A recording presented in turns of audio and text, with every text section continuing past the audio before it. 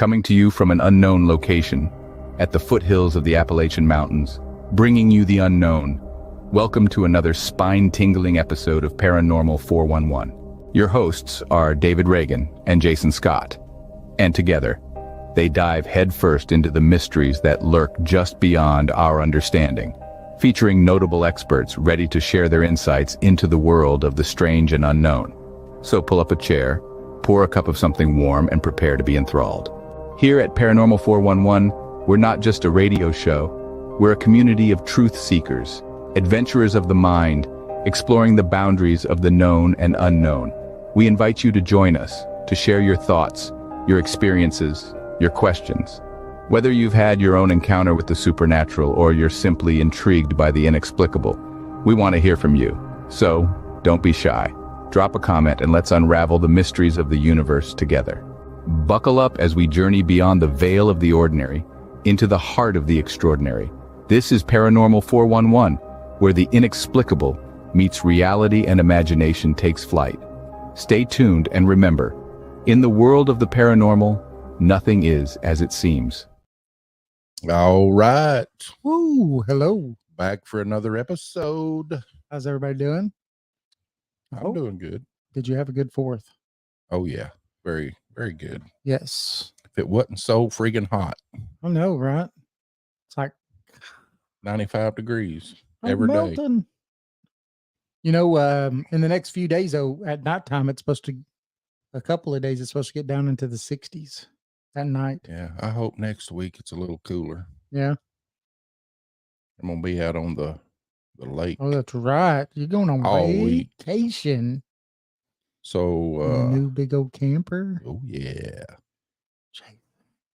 Hey, Susan. Hello, Susan. How you doing? Not going far, just taking her out on her maiden voyage. Right. About 20 miles. Yeah. You know, vacation, right? Yep. Going to be a cheap one this year. So we got a good show tonight coming up. We'll be talking about the Patterson-Gimlin film. Oh, yes. A 57-year-old mystery. It definitely is. To some people, it's mystery. But, you know, I To don't true know. believers, it's... I've heard a lot of people talk about that, you know, about they're pretty much a lot of people that I listen to anyway talk about it, and they say that if the UFO side of everything had evidence like this, there'd be no question Right. that UFOs exist, which I believe UFOs exist anyway. Our government started talking about them finally, right? Oh, yeah. but then you have the naysayers, and we're going to talk about both sides tonight. But you have the naysayers that say it's a costume and all that other stuff, and we'll get into that. Oh, yeah. When we talk about it. But hey, you know, you can find us at paranormal411.org, Paranormal 411 on Facebook, YouTube, and X. You can tune in every Tuesday and Thursday from 7 to 8. We are live also on Saturdays from 8 to 10 Eastern Standard Time. Now, if you're in the metro Atlanta area, you catch us on WDJY FM. That's 99.1 FM. Now, for listeners outside the Atlanta area, you could visit WDJYFM.com, or you could click on the link at paranormal411.org. We're also on Subspace Radio and all of the major podcast platforms. Don't miss our new book, everybody. New book. East Tennessee Hauntings and Lore, Edition 2. It's available on Amazon, or you go to paranormal411.org. Again, you could click the link and goes right to the book. If you catch the drift, everything is go to Paranormal 411. It just makes it all easy. Oh, yeah. Doesn't it? Want to do a mention. There's somebody else got a new book out on Amazon, and you can get it at Barnes and Noble. Yes. And it's by the myth, the man, the legend. Mr. Matt Sieber. Matt Sieber. Yes. He wrote a book. Hello, Michelle. Yeah, he did. He sure did. Can't wait to read it. I can't either. Maybe we get him to sign it. Oh, yeah. Put in a collection. I'm sure we'll see him at the Bigfoot conference. Yeah. You know, so which is coming up soon, right, Jason? Maybe I won't order it. I'll just buy it from him up there and he can sign it. Yeah. So we're I think, Susan, it is available now. yes, I think it is. He posted it online. I reposted it. But yeah, I do think that his book is available now. Sure is. You can go to Amazon.com and get it. Or Barnes and Noble. What's up, Raj? Hey, Roger. We're going to be talking about some Bigfoot. When we talk about some Patterson-Gimlin film. Hey, I also do want to say that we do have a new membership level. Right, Jason? Yes, we do. And what is that? The super sponsor membership level. And it's a $10 super sponsor. We appreciate everybody that sponsors us, and Susan does, and Eddie does, and a lot of other people do, and we really appreciate it. Yes. And if you want to, we have two levels. We have a $2 and a $10 now level of super sponsor. So we appreciate everybody that helps support us and helps support the show. So I'll let you go to it now, Jason. Sorry, I just sprung that on you. That's good. We needed to get that out there. Yes.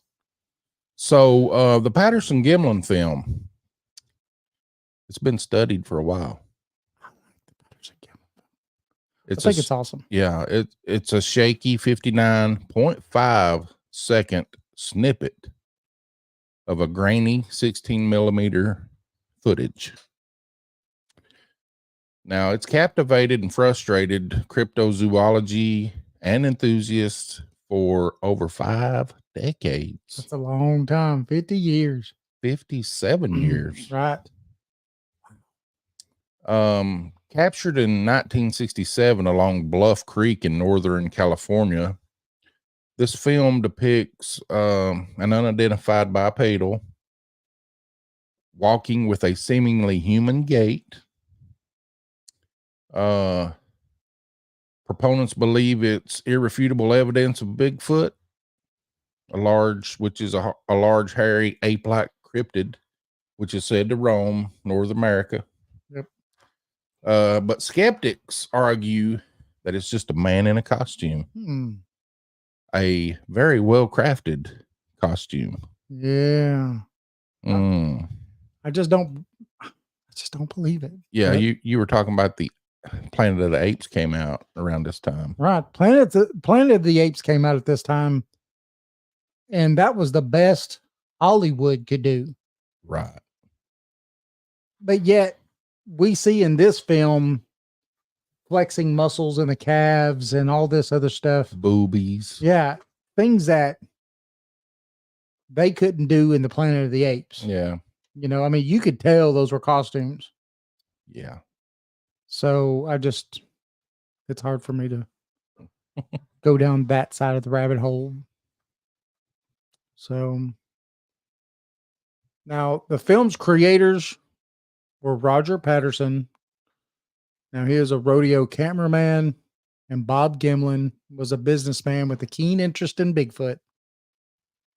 Now on October 20th, 1967, while searching for Bigfoot signs near Bluff Creek, Patterson stumbled upon a large ape-like creature walking along the creek bank.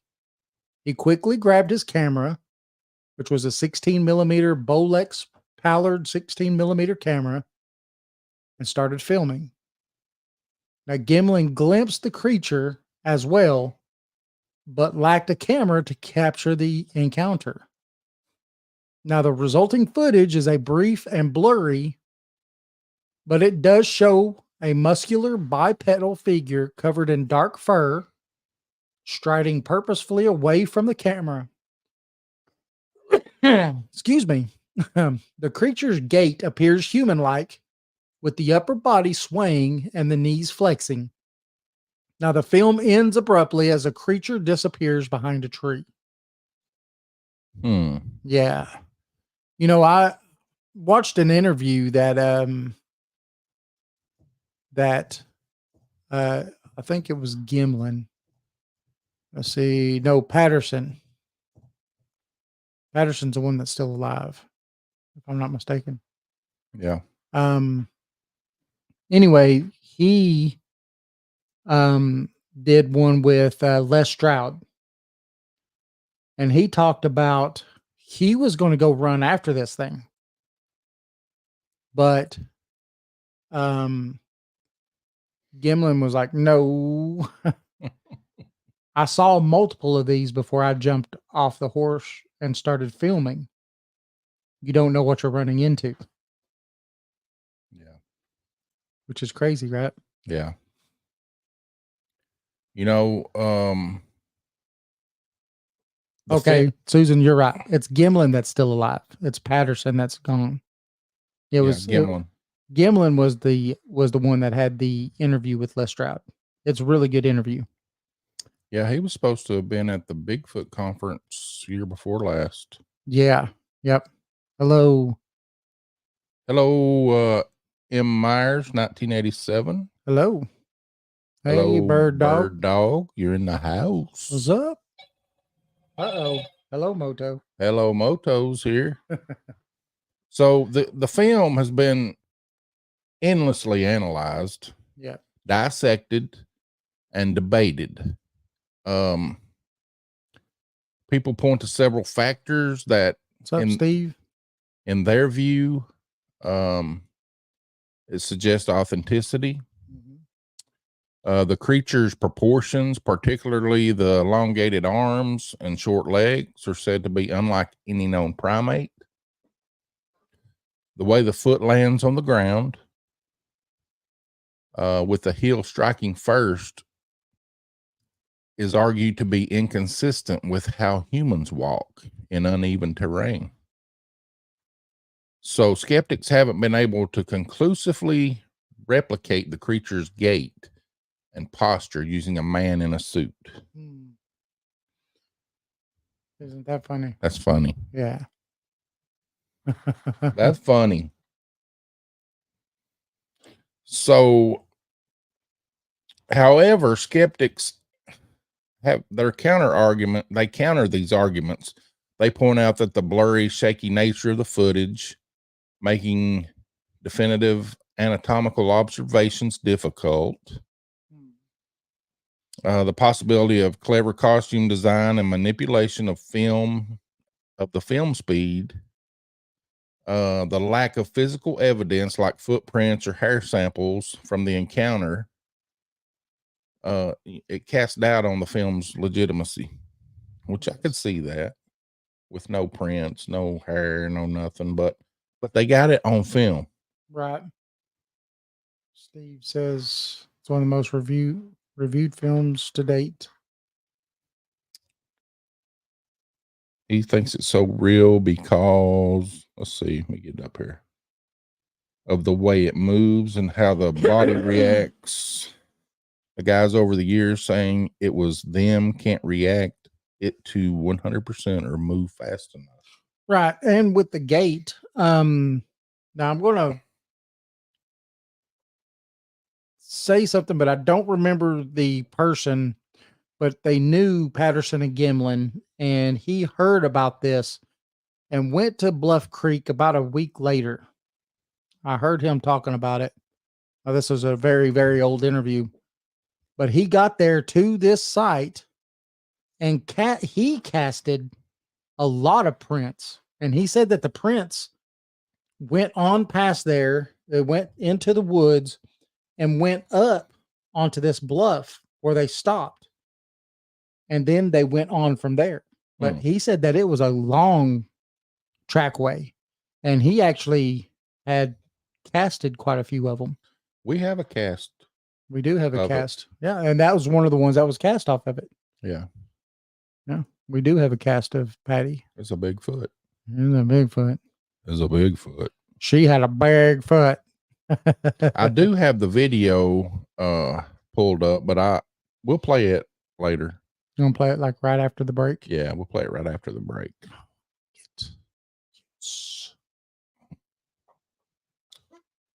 So it's your turn.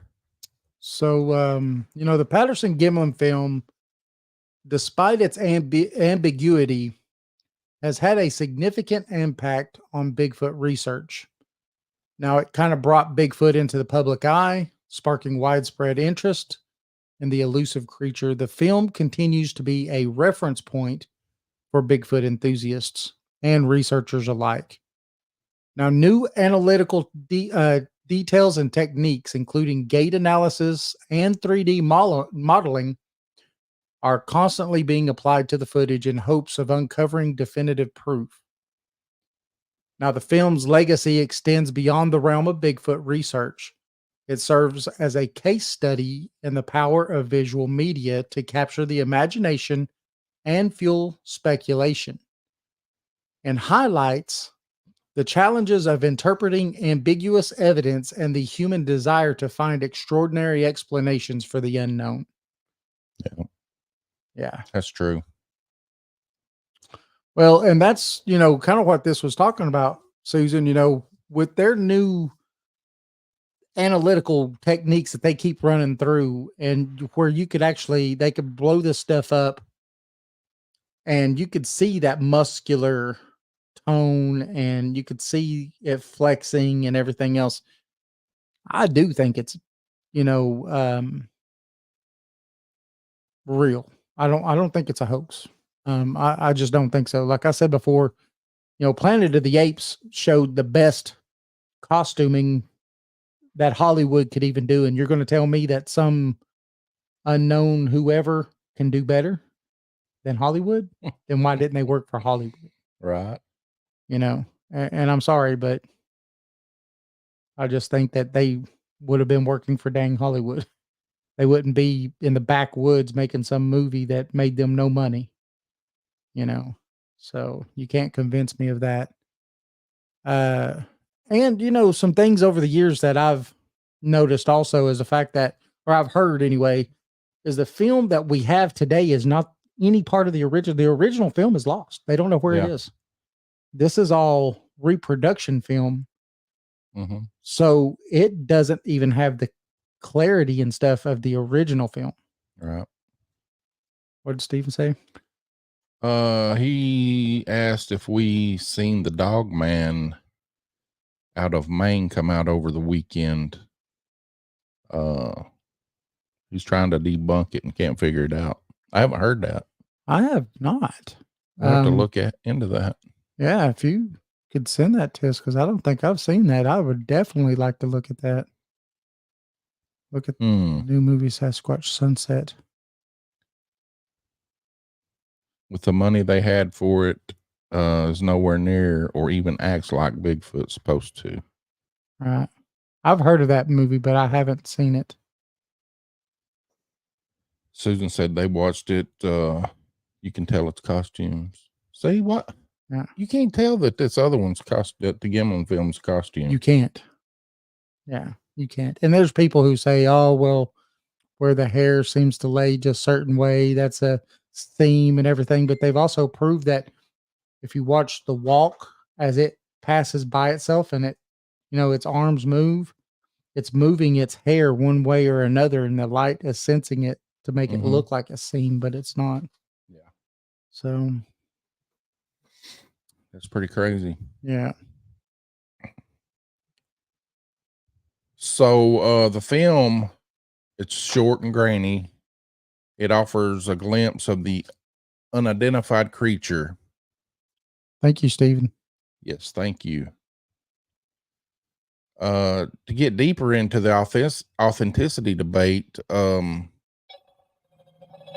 a closer look at the film's details is really necessary. So when we look at the film, we're going to look at the creature's anatomy, gait, and the surrounding environment captured in the footage. That looks interesting. Yes. Just to say that film, that video. Oh, wow. Was captured on a trail cam. It does. So, the most striking aspect of the creature is its proportions. Its proponents highlights its elongated arms reaching well below the knees, a feature unseen in humans or any known primate, the torso appears broad and muscular. And the head seems small relative to the body size. The fur covering the creature is dark and appears thick in some of the frames. Mm-hmm. But, you know, due to the film's quality, details like facial features and musculature are different to discern definitively. So skeptics argue that the bulky form could be achieved with the costume and padding. Well, Roger says the original film was shaky, and it was because he was running with that camera in his hand, you know, and because he was excited and scared at the same time, really. But you know, he was running with that camera, which was really not meant for, you know, movement, for the camera to be moving at all while it was being filmed. But they've kind of compensated for that, you know, with today's technology, where they've kind of taken a lot of that shakiness out of it. Yeah. Yeah, the one we're going to show is the stabilized version. Right. Now, the creature's gait is another point of contention. It walks bipedally with a swaying motion in the upper torso similar to a human walk. However, proponents argue that closer examination reveals key differences. The foot appears to strike the ground heel first, a movement considered unnatural for humans navigating uneven terrain. And additionally, the knee flexion seems more pronounced than a typical human stride. Now, skeptics do counter this, that the film speed could be manipulated to alter the gait.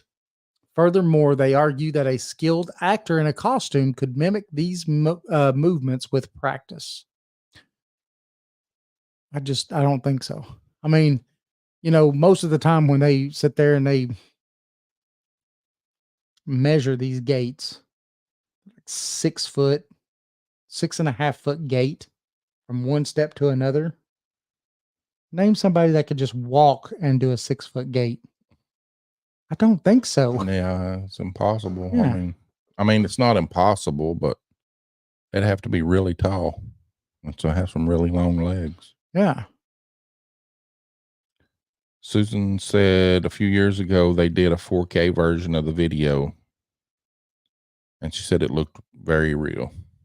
Yeah. Tell me what you think, Susan, when you get that video. It's pretty cool. So the environment depicted in the film offers limited clues. The creature walks along a dirt path beside Bluff Creek. It's surrounded by redwood trees. And they point out the dense undergrowth as a habitat that's unsuitable for human in a bulky costume to navigate silently. I would say probably that's true. But skeptics again argue that the location could have been prepped. These are shoulda, coulda, shoulda that almost happened or may have happened. Yeah. Hearsay. Yeah. And the costume's bulk might be exaggerated by the film's quality. Okay. I guess that could be something. Yeah. Now, while the brief footage offers limited information, advancements in technology allow for more detailed analysis. Researchers have employed gait analysis software to compare the creature's movement to human and primate gaits. 3D modeling techniques have also been used to create a more defined representation of the creature's anatomy. Now, the hope is that these techniques, along with future advancements, might prove and provide a more definitive answer to the authenticity question. I think that they will. I mean, it seems funny that the more that we get down that field where technology is coming in and able to go in and process it and look at it, that we're getting a little bit more truer glimpse of maybe what Roger Patterson and Gimlin actually saw. Yeah. Maybe. So Maybe AI is making it up. maybe AI made it up. I don't know. You know, they had AI back in 60s. Mm-hmm. I think it started in the 50s. Mm-hmm. DARPA. Yeah. I read that article you sent. What do you think? Pretty awesome. Or no, the video. Yeah. Yeah, that was pretty like holy smokes, right? Yeah. So we're going to take a quick break. Remember, everybody, do not leave. Hey, everybody, please like, share, subscribe if you haven't subscribed. And talk to us in the chat room there. We're just going to go take a quick break. We will be right back. We're not leaving. We still got a lot to talk about. Remember, you can find us at paranormal411.org, Paranormal 411 on Facebook, YouTube, and X. You could also tune in live every Tuesday and Thursday from 7 p.m. to 8 p.m. Eastern, like today. Also on Saturdays from 8 to 10 p.m. Eastern Standard Time. If you're in the metro Atlanta area, you catch us on WDJY FM. That's 99.1 FM. For listeners outside of Atlanta, you can just tune in to WDJYFM.com, or you go to paranormal411.org. Right, click the link, takes you straight there. Now remember, we're also on Subspace Radio and all of your major podcast platforms. Don't miss our new book. I'm telling you, Susan and everybody will tell you, Bird Dog, all of them will tell you it's awesome. East Tennessee Hauntings and Lore Edition 2. It's on paranormal411.org. Just click the link, and it's also on Amazon. Right, Jason? Yes. Join us. All right, we'll be back right after this quick break. What if the world we know is merely a fraction of reality? What if there are forces, entities, and phenomena that exist just beyond our comprehension in the shadows of the unknown? Welcome to Paranormal 411, your gateway to the unexplained and the downright chilling. Imagine, if you will, a quiet, sleepy town tucked away from the hustle and bustle of the city. The locals tell tales of a house atop a hill where strange lights flicker and eerie sounds echo in the dead of night. Some say it's haunted, others claim it's a portal to another realm. Whatever the truth, one thing is certain: those who venture there are never quite the same. Or picture this, a clear, starry night in the heart of the desert. Suddenly a blinding flash cuts across the sky, a craft of unknown origin moving at impossible speeds. It hovers, then vanishes, leaving only questions and a sense of awe. Could it be visitors from another world, or perhaps a secret government project? These stories, these encounters with the unknown, are what we love here at Paranormal 411. Our mission? To explore the unexplored, to question the unquestioned, and to shine a light into the darkest corners of the paranormal.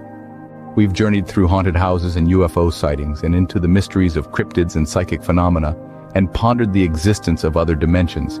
And yet, there is so much more to discover. Paranormal 411 is your guide to the unexplained and the extraordinary. Here we talk about the mysteries that lurk in the shadows of our world, from haunted houses and UFO sightings to cryptids and psychic phenomena. We love to question, to explore, and to understand the unknown. There's a world of mystery out there just waiting to be discovered. So why not join us on this journey into the unknown? Subscribe to our YouTube channel and become a part of the Paranormal 411 community. Together, we can uncover the secrets that the universe holds. Welcome to Paranormal 411. Your journey into the unknown starts here. Join us. In the heart of Madisonville, Tennessee, lies a pizzeria like no other. Step through the door of Legends and Lore Pizzeria and be transported to a realm where paranormal and cryptid encounters, along with mouth-watering pizza, go hand in hand. Meet Eddie and his crew, who serve up slices of the supernatural along with the best pies in town. With the walls adorned with eerie artifacts, indulge in piping hot slices that melt in your mouth and tease your taste buds. And it's not just the locals who love the incredible pizza. Legends and Lore has been selected as the best pizza joint in all of Monroe County. As lovers of everything pizza and the paranormal, the owners have mastered the art of crafting unforgettable combinations that will leave you wanting more. To stay connected with this mystical eatery, follow Legends and Lore Pizzeria on Facebook, where tales of their latest creations and upcoming specials will be shared. Make sure to browse their custom menu, featuring legendary pizzas like the Chupacabra Ranch and the Exorcist. So, whether you have an appetite for the supernatural or simply seek the best pizza in town, Legends and Lore is the place to be. Come for the unforgettable flavors, stay for the captivating stories, and find yourself in a world where legends and pizza collide. Get ready to rock with the electrifying sound of Catalyst, a band that's sure to leave you wanting more. With their powerful lyrics and killer riffs, Catalyst is a great sound in the world of rock music. You can listen and find Catalyst on Bandcamp, or go to the link at paranormal411.org and click on their banner.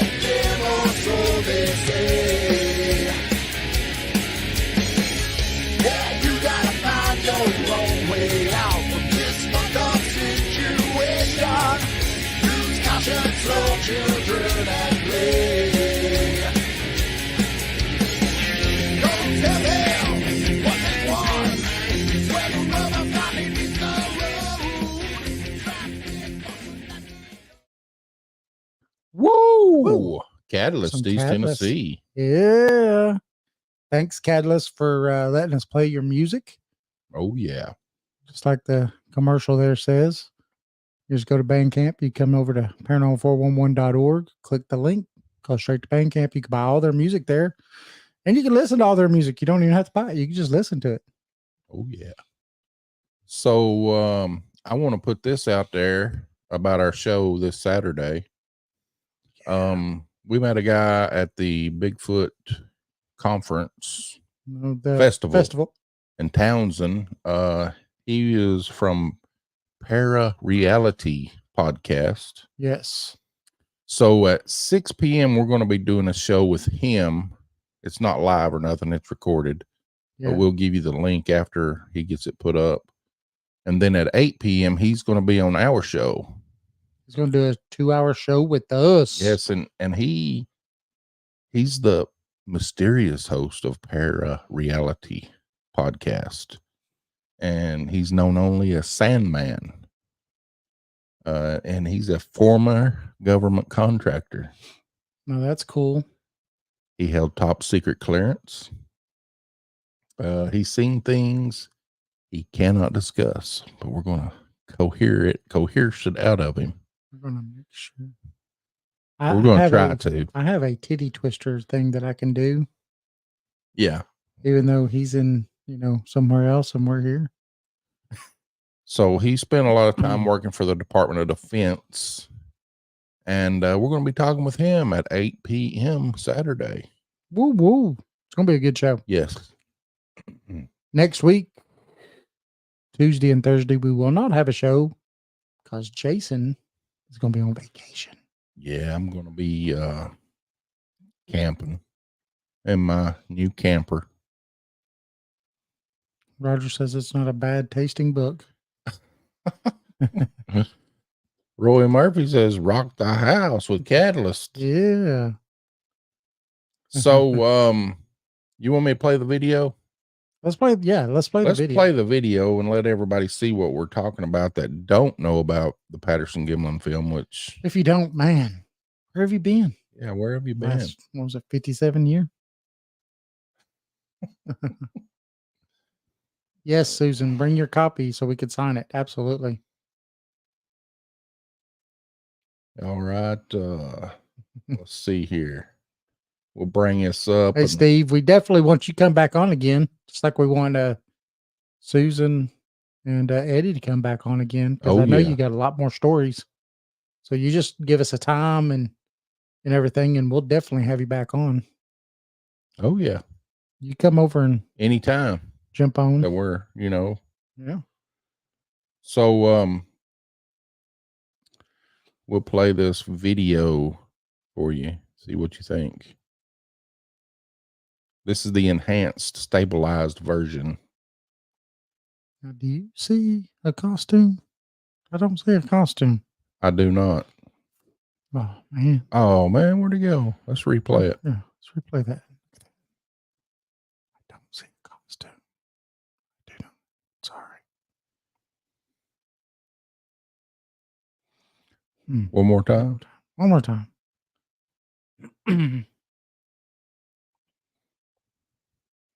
That's a Bigfoot if I ever seen her. Right there with you. You think so? We've got our foot here. Hold on. Hold on, everybody. I'll be right back. Hold on.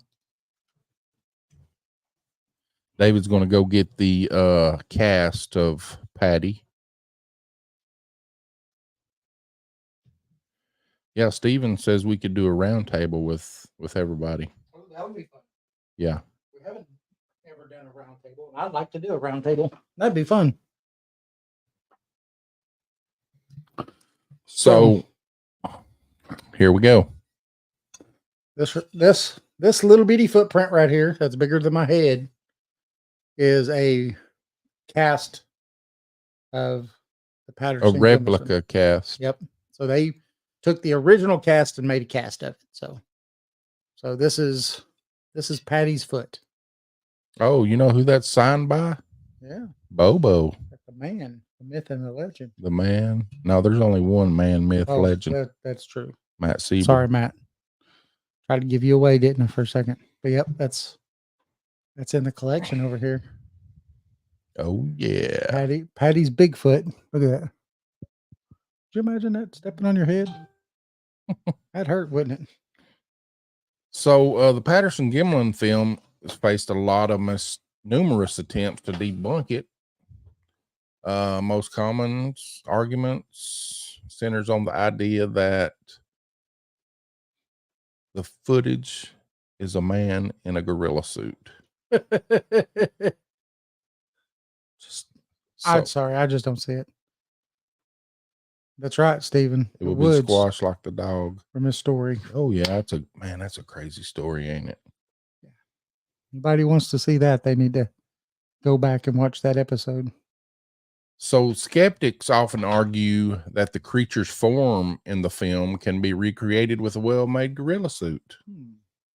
They point to the bulky torso. Why don't they make it then? Recreated with the lack of clear facial features and the possibility of padding used to achieve the elongated arms. Additionally, excuse me, the suggestion that the film speed could be manipulated to alter the gait also is raised. Right. So here are some of the challenges in the suit theory. Believers counter the man in a suit theory with several points. First, they argue that the suit technology was not available in 1967. Again, look at Planet of the Apes. Watch Planet of the Apes and say, "Yep, there she is, right there. That's Patty." Yeah, we wouldn't have been sophisticated enough to create No, that suit, No. ape-like figure. no, and then not even if she would have never turned and looked back at the camera, right? If she would have never turned and looked back, as they've looked into this, and you could see the muscles flexing.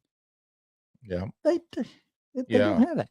the Oh, I'm sorry, I jumped ahead of you. well, the muscular attributes and the details of the movement wouldn't have been achievable in a suit. Right. Secondly, believers highlight the difficulty of navigating the uneven. We've said this before, unable to navigate the uneven terrain in this kind of costume. Right. While walking effortlessly with a very long gait. Right. The rapid footfalls and the heel first strike are argued to be inconsistent with how the humans would move in such conditions. Well, and then when you build on that, like Susan says, clearly she's a female. Yeah. Right. I mean, her attributes are very recognizable. The other part of it is, to me, is that what is something that has been known to us now, but was not known at all at that time. Mm-hmm. And that's the fact of the mid-tarsal break. Yeah. Right. Well, you could clearly see the mid-tarsal break in the Patty. Yep. Which is not in a human foot. We don't have a mid-tarsal break. Guess what? Patty has it. Well, they could have made the suit where it'd have it. Yeah, but that was not known at the time. See, that wasn't known until, it's been looked at and studied by people now, and all the collections of the casts, they could almost tell you which ones are real and which ones are fake because of that mid-tarsal break. Okay. Good point. Yeah. So, and this was before the mid-tarsal break was even known. Right. So, yeah, I think so. What's up, Randy? What's up, Randy? Randy got some new Wi-Fi today, new internet. Oh, he's highballing it now. He's had a gig. Download. Oh, he went to the gig? Yeah, he's got the gig. Oh, geez. But he did have to go get a new modem because the modem they give him wouldn't go up that high. That's terrible. Yep. See, Dr. Meldrum discusses this. Yeah, exactly. Dr. Meldrum is the one who brought it to the forefront, really, as far as that mid-tarsal break. And it's in, again, like I said, her cast. You see that. But at that point, that was not something that was widely known. Yeah. It's pretty wild. It is. Now, one specific debunking attempt focused on Bob Gimlin's profession. Now, Gimlin worked for a company that produced rubber masks, leading some to speculate he might have created a realistic ape mask for the hoax. So again, why wasn't he working for Hollywood, right? Right. Why didn't he help make the movie Planet of the Apes? Right. Exactly. Only Oscar says no one knew it had breasts when it was first aired. Right. When it was slowed down and stabilized, that's when they seen, that it was a female for sure. Now, however, investigations revealed the companies primarily made novelty masks, not high quality ape suits. So he would not have had the ability to do that. Another persistent myth claims Roger Patterson confessed to hoaxing the film on his deathbed. Now, this claim has been thoroughly debunked by Patterson's family and friends. There is no credible evidence supports this story. Debunked.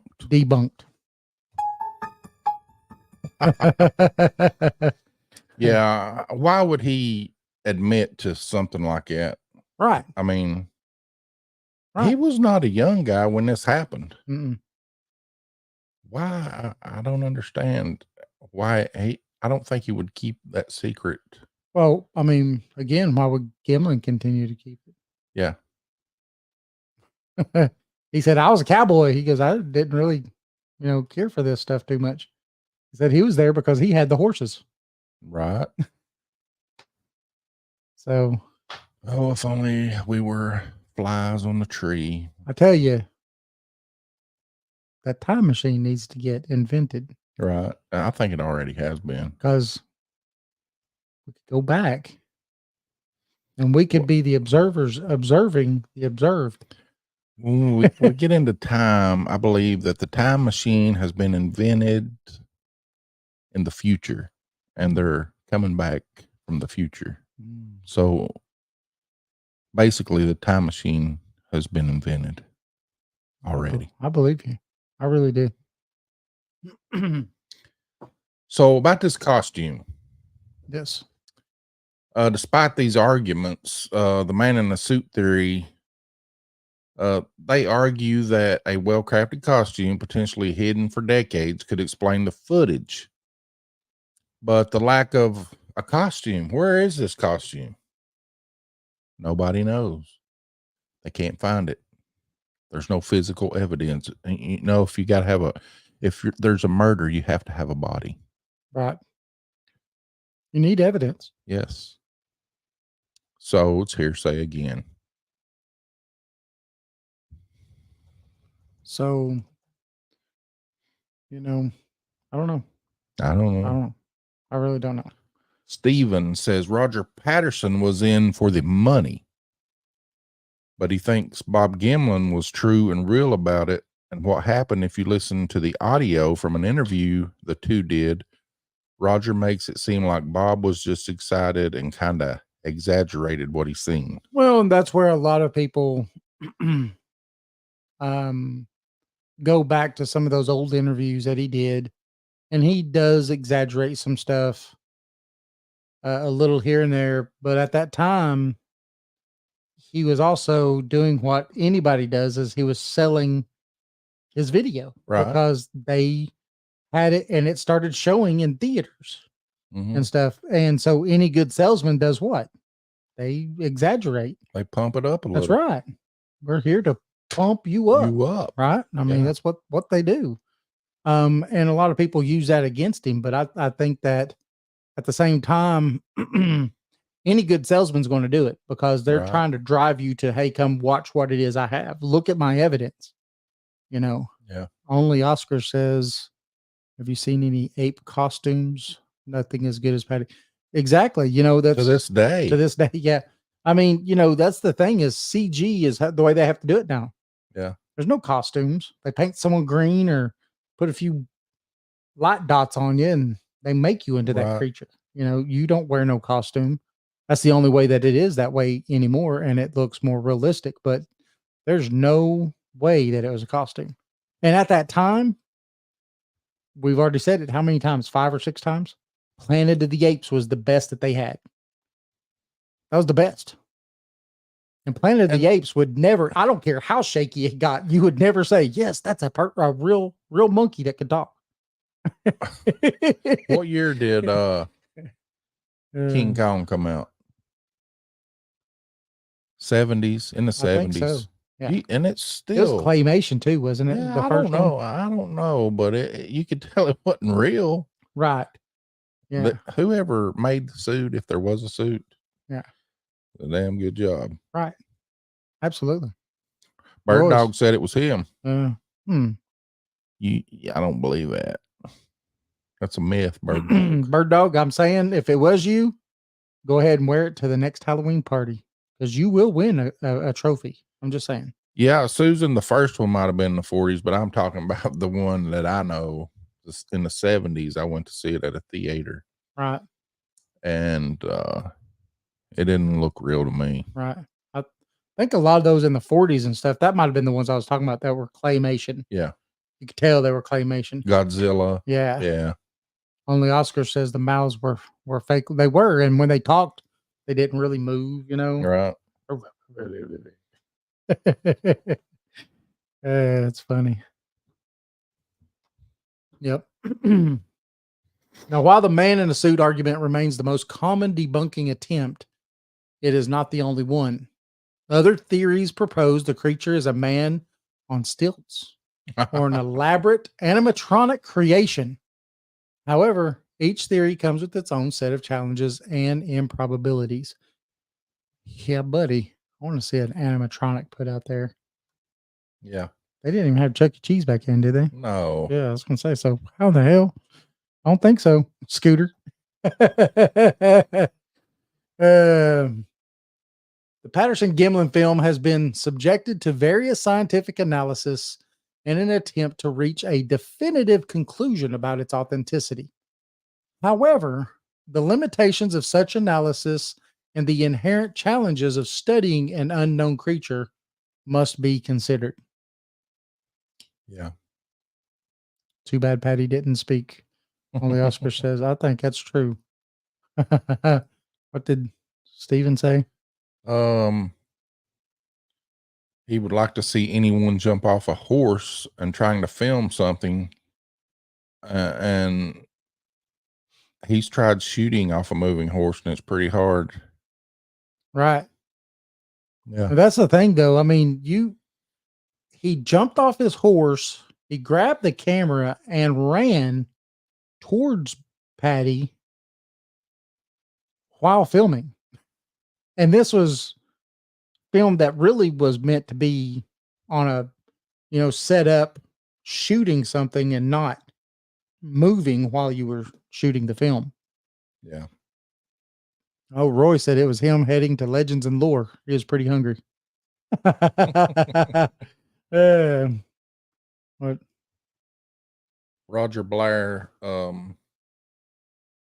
he says they didn't find different size tracks back then around the time they filmed the footage of Patty. No, they found Patty's footprints, but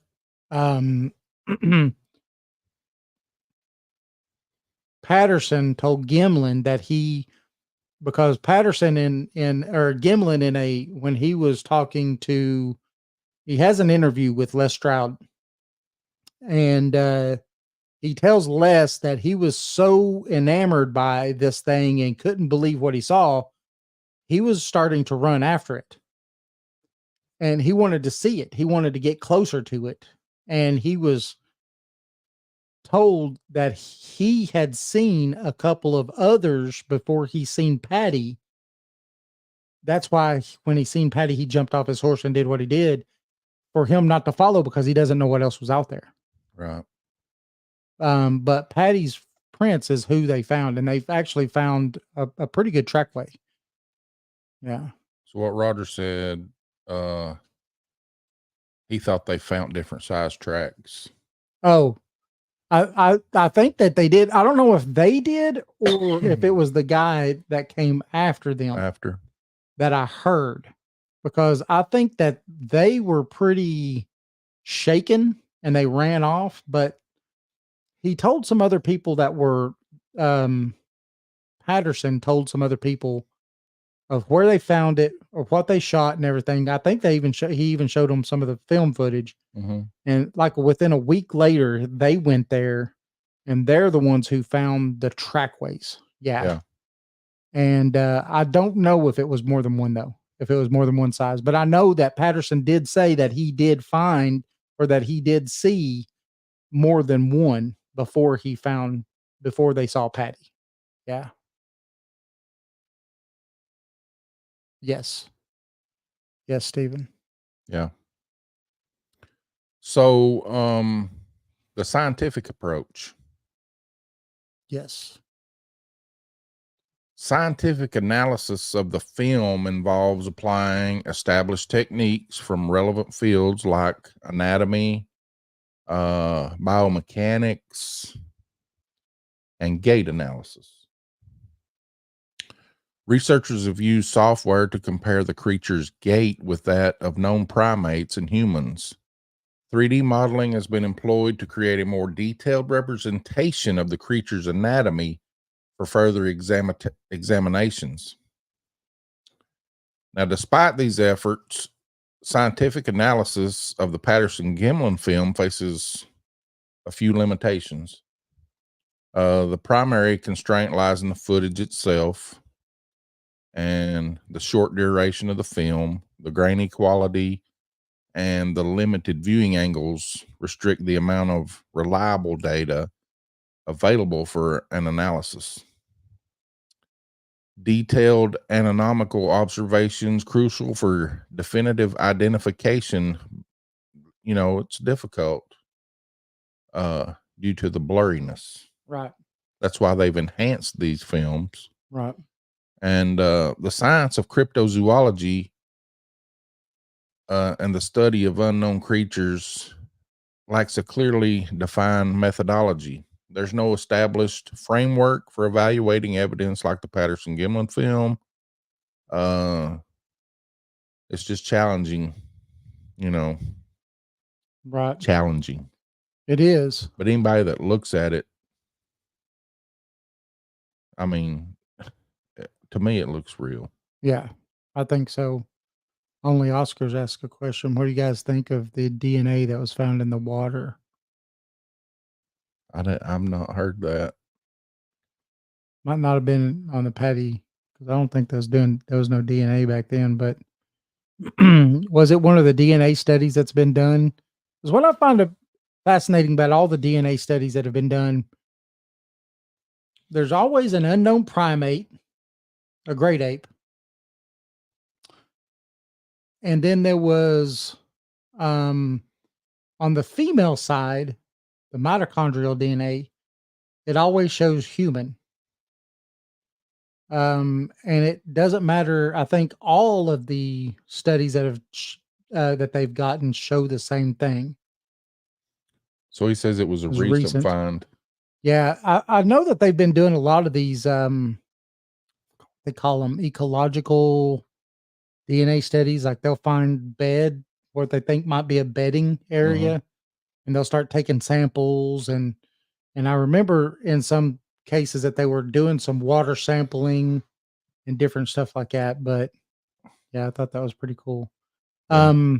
Roger, I think that they did some speculations on her height based on some deadfall things that were around and stuff. And if I'm not mistaken, they were saying somewhere between 6 and 7 feet, something like that. I think most of the time it was somewhere around 6.5. I think something like that's what a lot of people have said. So, also have found animals that had been thought extinct. Yeah, I heard that one. I forget, was it Australia or somewhere they found? Oh, you're talking about the silithine or something like that? Something, I can't remember what it was, but I remember seeing it on the news. Yeah. Randy says, I think Bigfoot is of the ape family due to the fact they have found hair, and it comes back to primate, but not cataloged. Yep. And that's what they always find. Like I said, usually these DNA things, these studies that they do, usually always come back as unknown primate, unknown great ape. And then on the mitochondrial side, so on the female side, for some reason, it always comes back human. Almost every time. And that's where they keep saying, oh, it's tainted. Can't be. It's tainted somehow because human DNA shouldn't be in there. Up north, Pacific Northwest. When I saw Bigfoot, he or she or whichever gender it may have been, because I don't know, it was pretty late at night. But it was up in the Pacific Northwest. I used to be a truck driver, and I saw it was a very quick look, but it crossed the Interstate 90, I-90 up there in Washington on me. Yeah. And I tell you, Did you slam on the brakes? no, I was doing, I think the speed limit up through there's like 65 miles an hour or something, 60 or 65 miles an hour. And I was driving, and it was so fast that, and so big. This thing is just huge. I know if I pulled up next to it, me and him, or me and it could have a face-to-face conversation. I could pull down my window and look it straight in the eyes. Mhm. That thing was huge, man. But it moved like a bullet. Like, it's crazy. It was crazy. How many steps did it take? It was like 3 steps to go from the median, clear a 2-lane road, and started going back up the other side. 3 steps to cross 2 lanes. Yeah. That's wild. That's a big gate. You should have had your dash cam going. Yeah, I had no dash cam at that time. You know, we got one after that, but Yeah. never saw nothing else again. Mm. It was just one of those crazy things. And what was crazy about that is that we've been all the way to Alaska, driving truck, all over Canada, up through there, up through the Canadian Rockies and everything. Never saw anything weird. But that one time, that one time. That's all it takes. Yeah. Well, it made me a believer because Yeah. I saw it. I mean, I saw it. I saw something for sure. Now, furthermore, the science of cryptozoology and the study of unknown creatures lacks a clarity defined methodology. So there's no established framework for evaluating evidences like the Patterson-Gimlin film, making it challenging to reach a universally accepted conclusion. Now, despite these limitations, scientific analysis can still offer valuable insights by comparing the creature's movement and proportions to known animals. Researchers can identify potential inconsistencies with established biological principles. For example, gait analysis might reveal features incompatible with human or primate locomotion. Mm. Yeah.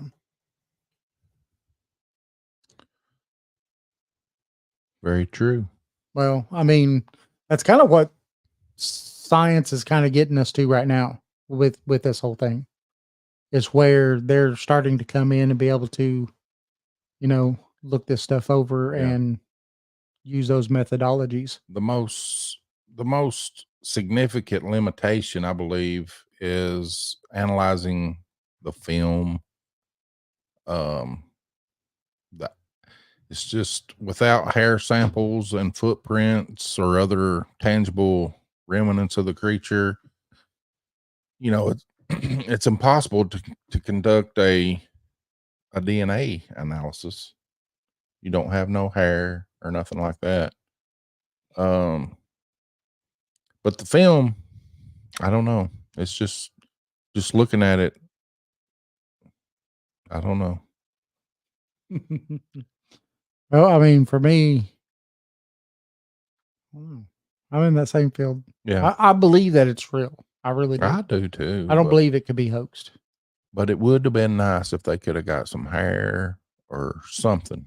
Well, like I said, you know, They did get a cast. we've got Patty's footprint right here. Oh yeah. Right here. 1, 2, 3, 4, 5. 5 digits. So it's not a 6-toed, double road teeth giant. Nope. We can rule that out. Yes. She has a big foot though. Yep. But that's a fact. Now the most significant limitation of analysis on the film lies in the absence of physical evidence. What? The next one. Am I on the wrong one? Yeah. We're searching for new techniques now. Are we? Why are we doing that? So the ongoing search for Bigfoot and the analysis of the Patterson-Gimlin film continue to drive the development of new analytical techniques. Now, advancements in the field like videography analysis and biochemical modeling could offer new tools for future investigations. The Oh, yeah. Patterson-Gimlin film, despite its ambiguity, has had a profound impact on the field of Bigfoot research. Right? Yep. We're going to explore how this film has shaped the search for this elusive cryptid and the ongoing efforts to gather evidence. People like, the show's Finding Bigfoot, and Mhm. aren't you happy to see that season 5 is about to come out? Yeah, I've seen that. I've seen that. Was that Expedition. Expedition Bigfoot? Man, I can't wait.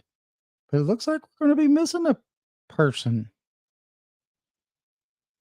Only 3 there. Really? 1, 2. So it would be the guy that stays in the. No. Yeah, he's staying. Russell Yeah. and Dr. Maria Mayer. Yeah. That's what it looks like from the video that they put out the other day. So Steven says, so many people have seen the same thing all across the world. There's got to be something to it, and you just can't ignore the fact of the possibility of what's possible with how this world is nowadays. I'm right with you, Stephen, because it's crazy that you do have this. I mean, you have the Yowie and everything that you have over there in Australia. You've got all up and down through the Americas. You have people citing it in Europe. I mean, this creature seems to be everywhere. Mm-hmm. So Roy wonders if it could be the offspring of the Nephilim. That's been a theory. That's definitely a theory. It definitely is. And you might want to read Mr. Matt Sieber's book that's about to come out. Oh, yeah. Because I think that's one of the theories he talks about. Yes. So for sure. Only Oscar says, whatever these creatures are, they are smart. Too smart for an animal. Yes. I agree with you 1,000%. Only Oscars. Yeah. They're definitely smart, because we're going to say this, but if this creature exists, which I believe they do, I mean, I saw something, but if these creatures exist, they're definitely smart enough to stay away from humans.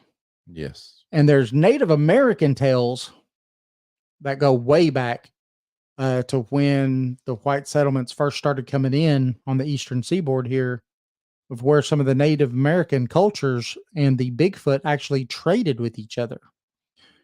And the Bigfoot told the Native American not to trust or have anything or trade with the white man, or they will no longer trade with them. Mm-hmm.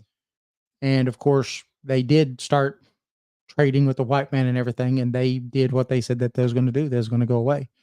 And that's some Native American, lore and stuff like that. So, if there's any truth to it, that's right there. I mean, yeah, that's why they don't come around. Well, before this film, Bigfoot was primarily a lore, a legend, a myth. Right. Then this film came out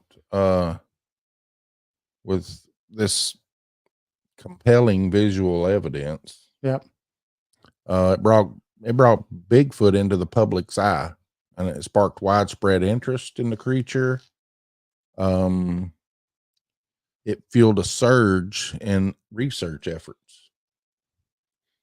There's new organizations dedicated to Bigfoot research. Amateur enthusiasts were inspired to search for tracks and sightings. Mm-hmm. I mean, it's all over the world. Bigfoot is very popular. Yes. You got Bigfoot this, Bigfoot that popping up everywhere. Yes.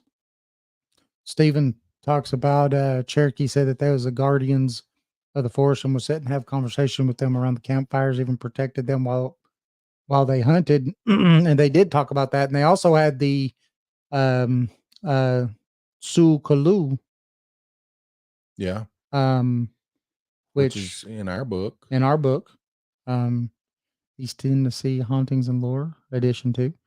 But the stuff, where you could actually go to today and actually see the Judicala rock, which is the same Yeah. being that we're talking about. Judicala was the Americanized name for him, and see his 6-hand rock where he jumped out of the mountains. But he was the keeper of the forest. He was the keeper of all animals in the forest, and he was the ones who allowed people to hunt and take animals out of his forest. Mhm. Without his permission, you could not do so. So yeah. What did Randy say? If I'm not mistaken, a president write in his journal about seeing a Bigfoot. Yeah, and Susan I think it says was Teddy Roosevelt. Teddy Roosevelt. Yep. I think Susan's right. I think Yep. it was, because he mentioned something about being a lifelong hunter and a woodsman and all these other things, and that he saw and heard things that he could not explain. Something along those lines. Yeah. Pretty interesting. very interesting. It needs one of those. Yeah. At least 2 every show. At least 2. Yeah. Yeah. If not, it wouldn't be a good show. That's right. I think we got a good show tonight going on. We do have a great show. Thanks everybody. And thanks everybody for liking, sharing, subscribing. If you're not a subscriber, please do so.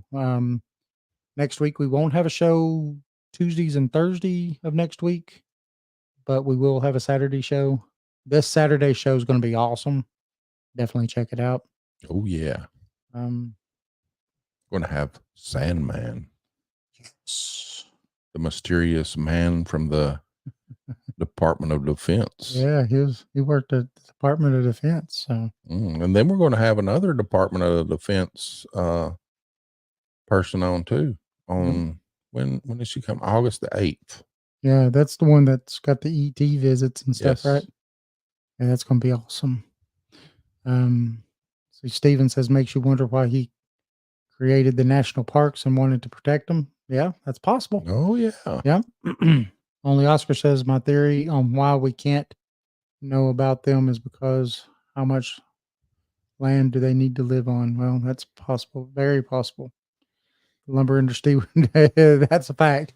That'd be like the oil industry allowing something other than a fossil fuel to run everything, right? Yeah. So are we where we're supposed to be? I think so. So look at that. This has been over an hour show. This is a good show. Nice. Awesome. Thanks everybody. Yes. For tuning in. Thanks for commenting. Yes. Thanks for liking, sharing, doing all that good fun stuff. We really appreciate it. It helps the algorithm tell us that y'all are having fun. Now the film also directly led to the development of more standardized research methods in Bigfoot research. Now the desire to capture more evidence like the Patterson-Gimlin film drove the use of trail cameras, plaster casting of footprints, and also audio recording equipment. Now these techniques, though not foolproof, offered a more systematic approach to gathering data. Yeah. And I think the theory that you have now about using the Oh yes. the SLS camera with the LiDAR.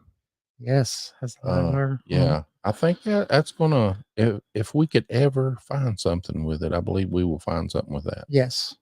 If there are these elusive creatures that can dematerialize or hide themselves. Season 4 of the show we just named Yes. shows this happening. You can't debunk it. I mean, it's there. Thank you, Only Oscars. Thank you, Susan. Thank you, Roy. Thanks, everybody. Jason, we're not quite over yet. No, not quite done yet, but we'll try to hurry. The film continues to be a reference point for Bigfoot research. A lot of researchers view it as a potential benchmark of what genuine Bigfoot evidence should look like. The ongoing debate surrounding the film keeps the topic of Bigfoot alive and fuels the desire to find conclusive proof. Right.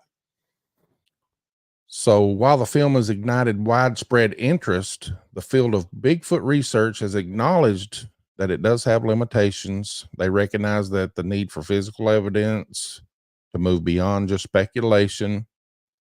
And all these efforts have intensified over the years because of this film.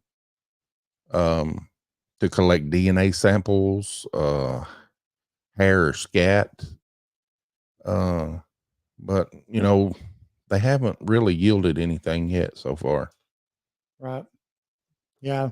I mean, I think Steven says, let's go to Dam Creek at night to see what could happen. I'm up for it. Yeah, we'll go somewhere. Yeah. We're going to be doing the film at some point on creating or on building the SLS camera. It's all sitting in a box just right over here. We haven't put it together yet. So I mean, it wouldn't take long, but I'm ready to do that. Have it all together so then we could use it. And Eddie's already got one, so he does.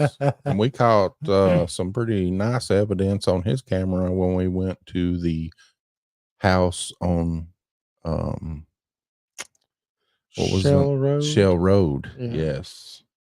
Yeah. Yeah. That was awesome. I'm still got the video. I ain't finished. What about the video? Susan, first thing Susan I said, know. It's supposed to be an hour video and it 17 years later. I've got 50 minutes of it so far. Yeah. 7 months later. I'm working on it, Susan. Here and there. We keep promising, but not performing. Now, the pursuit of Bigfoot evidence also raises ethical considerations. Researchers must balance their enthusiasm with responsibilities, practices that minimize disturbance to potential Bigfoot habitats. Additionally, the potential exploitation of captured animals. If Bigfoot is real, then this needs to be very carefully addressed. Yeah. Now, this mystery of the Patterson-Gimlin film highlights the challenges of studying an unknown creature. So, I just think that right there will, highlight the fact that, like a lot of people believe, this creature exists, and that, if it does exist, then it has natural habitats. And we need to try to be careful when we're out there and not really disturb, the habitats. Yeah. Don't try to kill it. I mean, if it was coming after you with big old teeth, and maybe I would defend myself, but yeah. Yes. Tiny owl costing me. Yes. And they've done it with some kind of, I forgot, there's a snail that did some kind of where they couldn't go places because of a snail. Snail darter. Yeah. Yeah. That was in Oak Ridge. Yeah. Something about the snail darter. Yeah. So a lot of things like that happen for sure. And what does Roy say? When Jason's camping, I'm going to show up in a Bigfoot con and shake his camper. I'm packing, Roy. That's funny. Well, that's our little presentation on the Gimlin film. Yes. Thanks everybody for,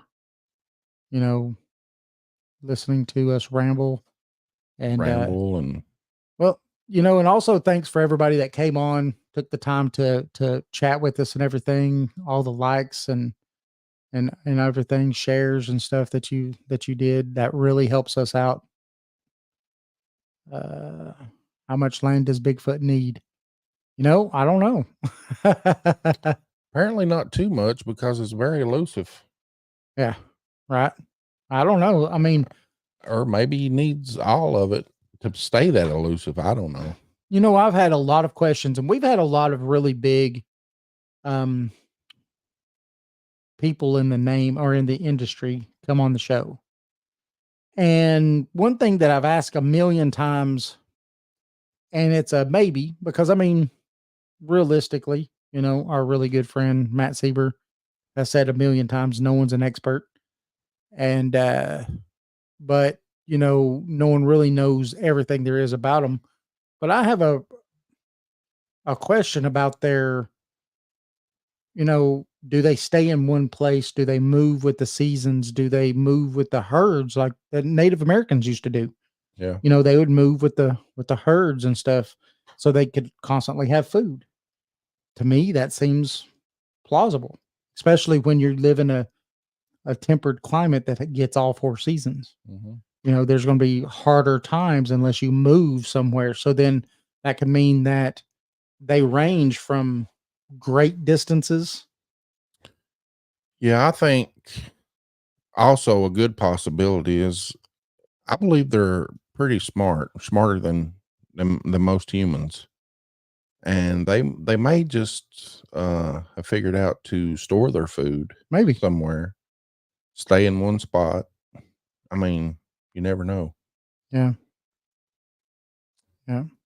Steven think they're says that more on he the thinks that they move like natives. Yeah, but I think they're more on the human side than than the animal. Right. And that's what makes me think that they would move with the seasons, Mm-hmm. move with the herds of the animals, or, you know, so far up the mountain at this time of the year, these berries and these things start coming in, and they know that, you know, as they go to different places, fish start swimming here and where they could always have food. Well, It just makes sense. that's how we did it before. Only Oscar says lives near Yosemite. That's awesome. Yeah. I've been up and through that area, but I've never got to stop and stay. Roy says maybe Jason will be their food. I ain't gonna sacrifice myself for proof. There are the in between. Cue the music. All right. Cue the music. It's been a great show. Want to thank everybody for listening. Hope you join us again. There we are. There's the music for you, Stephen. Oh, man. Hey, remember, you can find us at paranormal411.org, paranormal411 on Facebook, YouTube, and X. Tune in live every Tuesday and Thursday from 7 to 8 p.m. Eastern Standard Time. Also on Saturdays from 8 to 10 p.m. Eastern Standard Time. Now, if you're in the metro Atlanta area, you catch us on WDJY FM. That is 99.1 FM. For listeners outside of Atlanta, you can visit us at WDJYFM.com, or you go to paranormal411.org and click the link. Remember, our new book, East Tennessee Hauntings and Lore Edition 2, available on Amazon, or you can go directly to paranormal411.org and click the link. Buy the book. Buy the book. Join us. We'll see y'all Saturday. No, we'll see y'all Thursday. Thursday. Whoa, perfect. All right. Have a good night. Good night.